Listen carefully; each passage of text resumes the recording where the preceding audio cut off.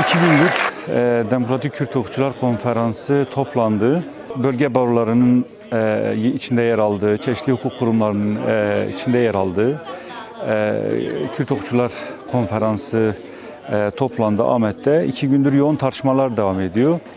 Bu konferans ilk olarak hem tarihsel, toplumsal olarak hem de hukuki olarak Kürt halkının hukuk dışına bırakılma durumunun tarihsel sebeplerini tartıştı, çözüm yöntemlerini tartıştı. Elbette belli sonuçlar, çözüm önerileri de geliştirdi.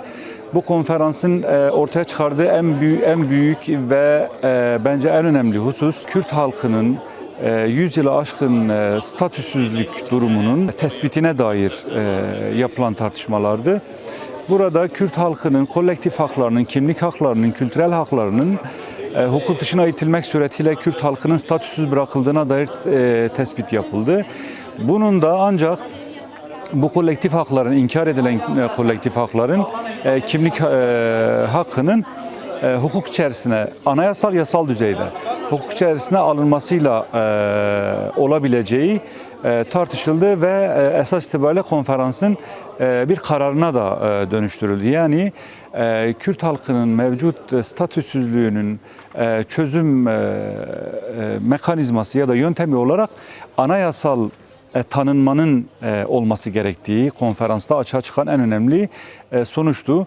Bir diğer husus, özellikle 27 Şubat 2025 tarihinde Önder Öcalan'ın çağrısıyla birlikte ete kemiğe bürünen barış ve demokratik toplum süreciyle ilgili de özellikle demokratik müzakerenin ilkelerinin ne olduğu, ne olması gerektiği, müzakerenin hangi koşullarda yapılması gerektiğine dair tartışmalar yapıldı. Burada da Sayın Öcalan'ın özellikle baş müzakereci statüsünün hukuken tanınması gerektiği, hukuken garanti altına alınması gerektiğine dönük tespitler yapıldı ve bu konferansın da aynı zamanda bir sonucu haline geldi. Yine bu çerçevede demokratik entegrasyonun ancak hukuki tanımayla olabileceği tartışıldı ve bu çerçevede de bugün itibariyle Kürt sorununu yaratan temel zeminin ortadan kaldırılabilmesi açısından özgürlük yasalarının, geçiş yasasının çerçevesiyle ilgili tartışmalar yürütüldü.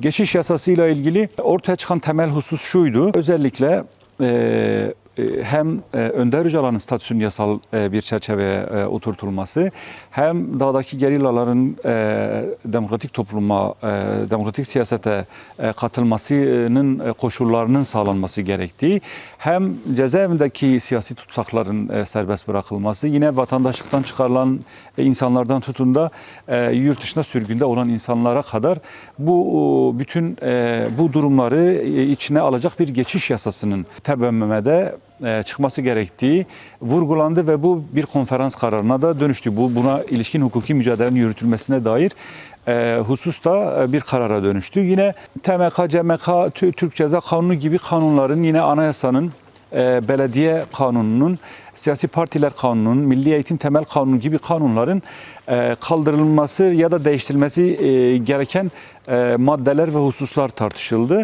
Bunlar da yine konferansın temel tartışma noktalarından biri.